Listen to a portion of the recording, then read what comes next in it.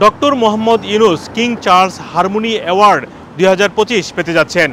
এজন্য তিনি রাজ পরিবারের আমন্ত্রণে 10 জুন লন্ডন সফরে আসবেন। তিনি 4 দিন লন্ডনে থাকবেন। 13ই জুন বাংলাদেশে ফিরে যাওয়ার কথা রয়েছে। 2024 সালে এই মর্যাদা সম্পূর্ণ যে অ্যাওয়ার্ডটি রাজার পক্ষ থেকে দেয়া হয়, এটি প্রথম পেয়েছিলেন জাতিসংঘের মহাসচিব বান কি মুন 2024 সালে। এইবার মানে 2025 সালে পাবেন ডক্টর মোহাম্মদ ইউনূস। বাংলাদেশের একটি গণমাধ্যম ইনকেলাব এ সংক্রান্ত একটি প্রতিবেদন প্রকাশ করে তাদের তথ্য অনুযায়ী রাজ পরিবারের আমন্ত্রণে ডক্টর মোহাম্মদ ইউনূস আসছেন 10 জুন এবং 12ই জুন রাজ পরিবারের একটি অনুষ্ঠানে তাকে এই সম্মাননা তুলে দেওয়া হবে। ডক্টর মোহাম্মদ ইউনূস এছাড়াও ব্রিটেনের রাজা তৃতীয় চার্লসের সাথেও সাক্ষাৎ করার কথা রয়েছে।